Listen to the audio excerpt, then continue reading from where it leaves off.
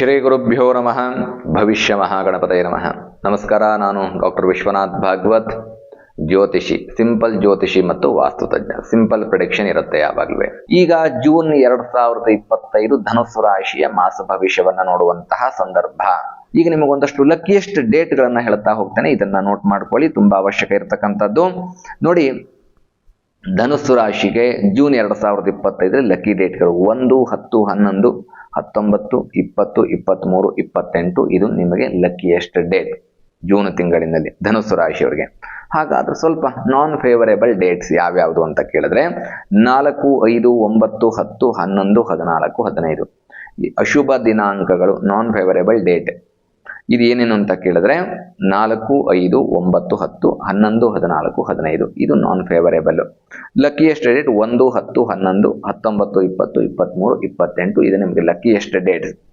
ಈ ಡೇಟ್ಗಳ ಆಧಾರದ ಮೇಲೆ ನಿಮ್ಮ ಕೆಲಸವನ್ನ ನೀವು ಮಾಡ್ಕೊಳ್ಳಿ, ಉತ್ತಮವಾದಂತಹ ರಿಸಲ್ಟ್ ಅನ್ನ ಪ್ರಾಪ್ತ ಮಾಡ್ಕೊಳ್ತೀರಿ. ಹಾಗಾದ್ರೆ ಈಗ ಗ್ರಹ ಸ್ಥಿತಿಗಳನ್ನ ನೋಡ್ತಾ ಹೋಗೋಣ.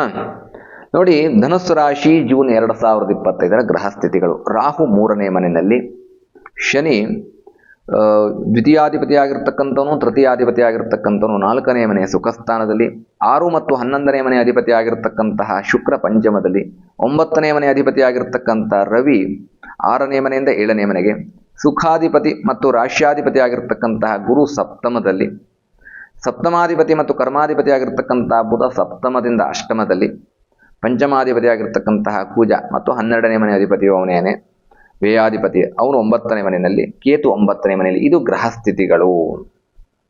ನೋಡಿ, ಹಾಗಾದ್ರೆ ಈ ಗ್ರಹ ಸ್ಥಿತಿಗಳ ಆಧಾರದ ಮೇಲೆ ಪ್ರಿಡಿಕ್ಷನ್ ಮಾಡ್ತಾ ಹೋಗ್ಬೇಕು. ರಾಹು 3ನೇ ಮನೆಯಲ್ಲಿ, ರಾಹು 3ನೇ ಮನೆಯಲ್ಲಿದ್ದರೆ ಗೋಚಾರದಲ್ಲಿ ಶುಭ. ಆರೋಗ್ಯದಲ್ಲಿ ಒಂದಷ್ಟು ಅಭಿವೃದ್ಧಿಯನ್ನ ಕಾಣ್ತಾ ಹೋಗ್ತೀರಿ.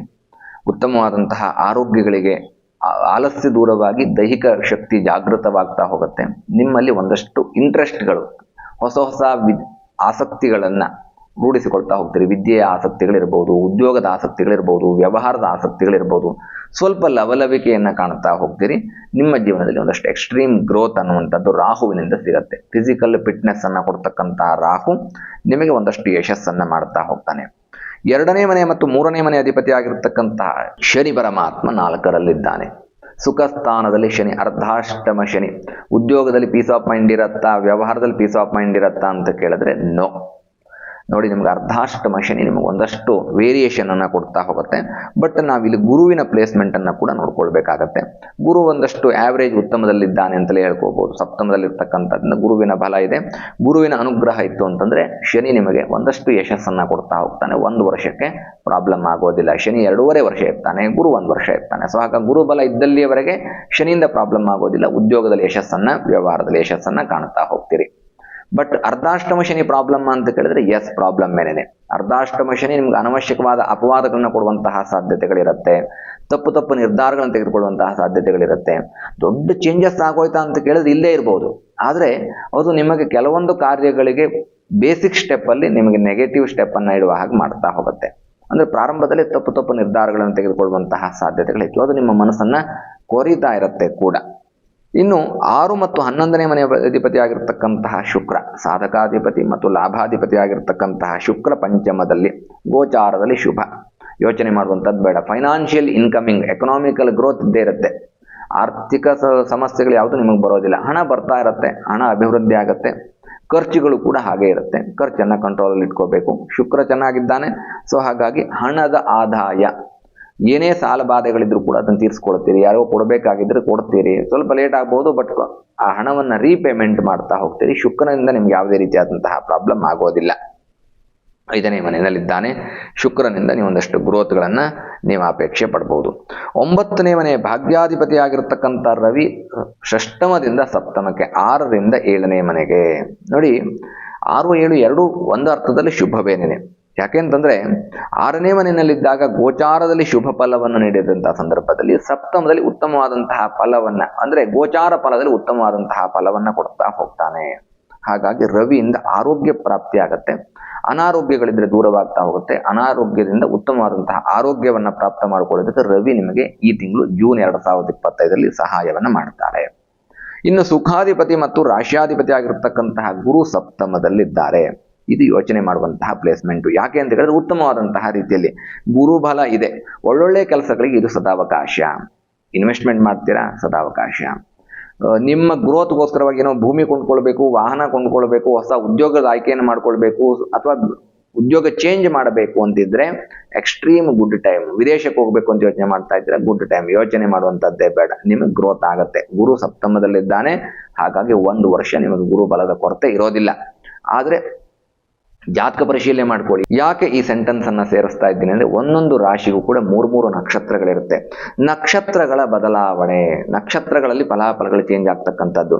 ಅಂಡ್ ಒಂದು ನೆನಪಿಟ್ಕೊಳ್ಳಿ ಸ್ನೇಹಿತರೆ, ಪ್ರತಿಯೊಬ್ಬರಿಗೂ ಕೂಡ, ಈಗ ನಮಗೆ ಈ ಉತ್ತರ ಜಸ್ಟ್ ಬ್ಯಾಡ್ ಕಮೆಂಟ್ ಮಾಡುವವರಿಗೆ ಮಾತ್ರ, ನಾವು ಹೇಳಿದ್ದು ನಡೆಯಲ್ಲ ಅಥವಾ ನಿಮಗೆ ಜ್ಯೋತಿಷ್ಯದ ಜ್ಞಾನ ಇಲ್ಲ ಅಂತ ಹೇಳುವಂಥವ್ರಿಗೆ 25 ವರ್ಷ ಅನುಭವ ಅಂತ ಪ್ರಾರಂಭದಲ್ಲೇ ಹೇಳಿದೆ.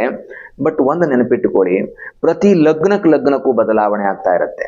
ಸೊ ಇದು ಅಲ್ಟಿಮೇಟ್ ಏನು ಅಂತಂದ್ರೆ, ಓವರ್ ಆಲ್ ಏನೇನು ಪ್ರಿಡಿಕ್ಷನ್ಗಳು ನಡೆಯುತ್ತೆ ಅಥವಾ ಏನೇನು ವಿಷಯಗಳು ನಡೆಯುತ್ತೆ ಅನ್ನುವಂಥದ್ದು, ಇದಕ್ಕೆ ಎಕ್ಸಾಕ್ಟ್ ಇದೇ ನಡಿಬೇಕು ಅಂತಲ್ಲ, ಇದಕ್ಕೆ ರಿಲೇಟೆಡ್ ಆಗಿ ಇನ್ನೊಂದು ನಡಿಬಹುದು. ನೀವು ವಾಹನ ಕೊಂಡ್ಕೊಳ್ತೀರಿ, ಕಾರ್ ಕೊಂಡ್ಕೊಳ್ತೀರಿ ಅಂತ ನಾನು ಹೇಳಿದೆ, ಕಾರ್ ಕೊಂಡ್ಕೊಳ್ಳದೆ ಬೈಕ್ ಕೊಂಡ್ಕೊಂಡ್ರು ಅದು ವಾಹನವೇ ಅಲ್ವಾ? ನಾನು ಶಬ್ದದಲ್ಲಿ ಕಾರ್ ಅಂತ ಬಳಸಿರ್ಬೋದು. ಹಾಗಾಗಿ ಅದು ಜ್ಯೋತಿಷ್ಯವೇ ರಾಂಗ್ ಅನ್ನುವಂಥದ್ದು ಆಗೋದಿಲ್ಲ.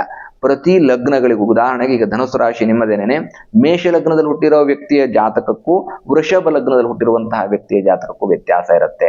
ಅದೇ ರೀತಿಯಾಗಿ ಮೇಷದಿಂದ ಮೀನ ಲಗ್ನದವರೆಗೆ. ಬಟ್ ಓವರ್ ಆಲ್ ತೆಗೆದುಕೊಂಡಾಗ 12 ಲಗ್ನಗಳು ಒಂದು ರಾಶಿ, ಈಗ ನಿಮ್ಮ ಧನುಸು ರಾಶಿ 12 ಲಗ್ನಗಳ ಆಧಾರವನ್ನು ತೆಗೆದುಕೊಂಡಾಗ ಮ್ಯಾಕ್ಸಿಮಮ್ ಏನೇನು ನಡೆಯುತ್ತೋ ಅದನ್ನು ನಿಮಗೆ ತಿಳಿಸಿರ್ತೀವಿ. ಇಲ್ಲಿ ನೋಡಿ, ಸುಖಾಧಿಪತಿ ಮತ್ತು ರಾಶಿ ಅಧಿಪತಿ ಆಗಿರ್ತಕ್ಕಂತಹ ಗುರು ಸಪ್ತಮದಲ್ಲಿದ್ದಾನೆ. ಹಾಗಾಗಿ ಉದ್ಯೋಗ ಚೇಂಜ್ ಮಾಡಬಹುದು, ವಿದೇಶಿ ಯೋಗ ಅವಕಾಶ ಬರುತ್ತೆ, ಮತ್ತು ನೀವು ಮಾಡುವಂತಹ ವ್ಯವಹಾರದಲ್ಲಿ ಅಭಿವೃದ್ಧಿಯನ್ನು ಕಾಣ್ತೀರಿ. ಎಕ್ಸ್ಟ್ರೀಮ್ ಗುಡ್ ಅಂತಲೇ ಹೇಳಬಹುದು. ವೈ? ಬಿಕಾಸ್ ಆಫ್ ಬುಧಾದಿತ್ಯ ಯೋಗ ಇದೆ. ನೋಡಿ, ಸಪ್ತಮಾಧಿಪತಿ ಮತ್ತು ಕರ್ಮಾಧಿಪತಿ ಆಗಿರ್ತಕ್ಕಂತಹ ಬುಧ ಪ್ರಾರಂಭದಲ್ಲಿ ಸಪ್ತಮದಲ್ಲಿರ್ತಾನೆ, ನಂತರ ಅಂದ್ರೆ 8ನೇ ಮನೆಗೆ ಹೋಗ್ತಾನೆ. ಸೊ ಹಾಗಾಗಿ ಸಪ್ತಮದಲ್ಲಿದ್ದಾಗ ಒಂದು ನ್ಯೂಟ್ರಲ್ ಅಂತ ಹೇಳಬಹುದು.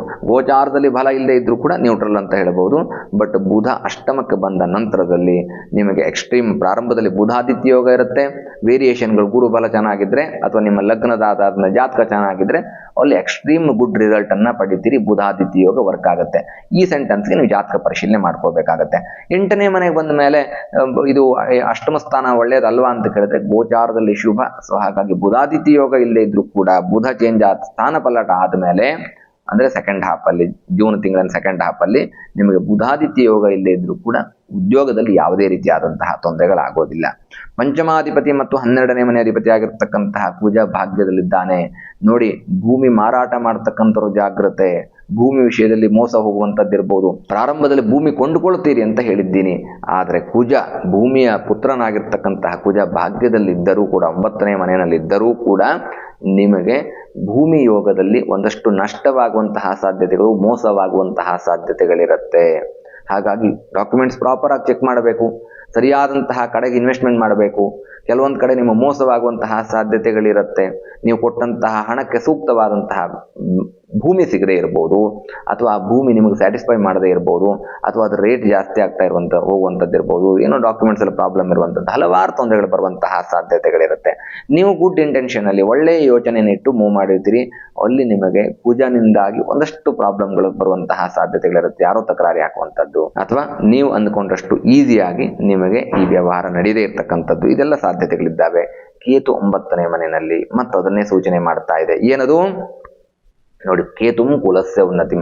9ನೇ ಮನೆಯಲ್ಲಿ ಕುಜ ಮತ್ತೆ ಕೇತು ಇರುವಂತಹ ಸಂದರ್ಭದಲ್ಲಿ ಭೂಮಿ ವ್ಯವಹಾರದಲ್ಲಿ ನಡೆ. ಕೋರ್ಟ್ ಕೇಸ್ ಇದ್ರೆ ಮುಂದೂಡ್ಕೊಂಬಿಡಿ, ಭೂಮಿಗೆ ಸಂಬಂಧಪಟ್ಟಿರ್ತಕ್ಕಂಥದ್ದು. ದಾಯಾದಿ ಕಲಹಗಳು, ವ್ಯಾಜ್ಯಗಳು ಇದ್ರೆ ಮುಂದೆ ಹಾಕೊಳ್ಳಿ. ಈ ತಿಂಗಳು ನಿಮ್ಗೆ ಯಾವುದೇ ರೀತಿಯಾದಂತಹ ಮಾತುಕತೆಗಳು ಬೇಡ, ಅಥವಾ ಈ ತಿಂಗಳು ಯಾವುದೇ ಡಿಸಿಷನ್ ಬೇಡ. ಆ ಡಿಸಿಷನ್ ನಿಮಗೆ ಫೇವರೇಬಲ್ ಆಗಿರೋದಿಲ್ಲ. ಸೊ ಹಾಗಾದ್ರೆ ಏನು ಪರಿಹಾರ ಮಾಡ್ಕೊಳ್ಬೇಕು? ದುರ್ಗಾ ಗಣಪತಿ ಆರಾಧನೆಯನ್ನ ಮಾಡ್ಕೊಳ್ಳಿ. ಎಲ್ಲಾ ವಿಘ್ನಗಳು ದೂರವಾಗಬೇಕು. ದುರ್ಗೆಯ ಅನುಗ್ರಹದಿಂದಾಗಿ ನಿಮ್ಮ ಜೀವನದಲ್ಲಿ ಯಶಸ್ಸು ಸಿಗಬೇಕು. ದುರ್ಗಾ ಗಣಪತಿ ಮಂತ್ರಗಳಿದ್ದಾವೆ, ಹಲವಾರು ಮಂತ್ರಗಳಿದ್ದಾವೆ. ಓಂ ದುಂ ದುರ್ಗಾಯಿ ನಮಃ ಅನ್ನುವಂಥದ್ದು, ಅಥವಾ ಓಂ ನಮೋ ಭಗವತೆ ಜಗನ್ಮಾತ್ರಕ್ಕೆ ಶಿವೇ ಸಾನುಕಂಪೆ ತ್ರಾಯಿಮಾಂ ಜಯ ಜಯ ದುರ್ಗೆ ಅನ್ನುವಂತಹ ಮಂತ್ರವನ್ನು ಹೇಳ್ಕೊಳ್ಳಿ.